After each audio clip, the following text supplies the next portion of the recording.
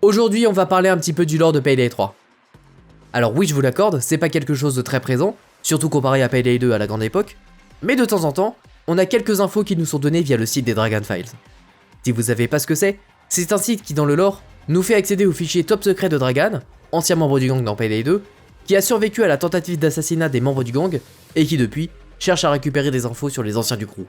Il a pris contact avec Shade après la reprise du service de Dallas, Chains et les autres, et reste pour le moment en retrait, raison pour laquelle il n'est pas encore jouable in-game. C'est d'ailleurs ce site qui nous a par exemple servi à savoir qu'on aurait le retour de Clover, Houston et Jacket, et qui nous avait aussi révélé le lore de Pearl, nouvelle venue dans la bande.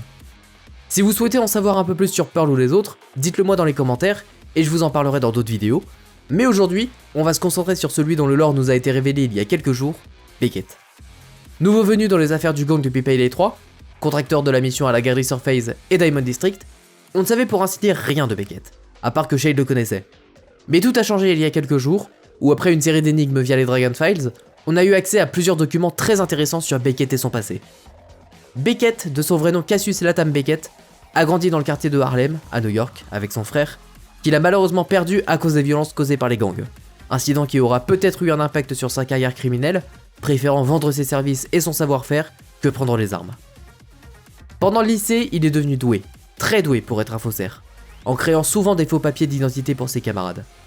Mais ses activités ont fini par le rattraper, ce qui le conduira à être arrêté une première fois, mais il s'en sortira sans trop de problèmes et ne devra faire que quelques mois de travaux d'intérêt général.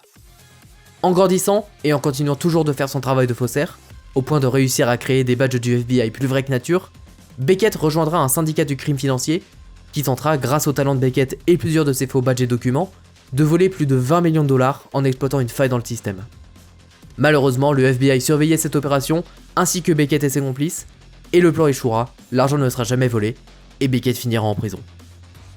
Après avoir purgé sa peine et être sorti, il s'est replongé dans le monde criminel, toujours en continuant ses activités et en ayant développé un certain goût pour les œuvres d'art de luxe, mais cette fois, Shade avait pris contact avec lui pour l'aider à disparaître, en lui forgeant une nouvelle identité. Pourquoi devait-elle disparaître? Pour échapper à qui ou à quoi? Pas de réponse pour le moment, mais tout cela conduira, quelques temps plus tard, à une collaboration entre Beckett et le gang Payday, et la suite, on la connaît. Voilà pour le lore de Beckett. Dites-moi si ça vous plaît dans les commentaires et si vous voulez que j'en fasse d'autres, et n'hésitez pas à vous abonner.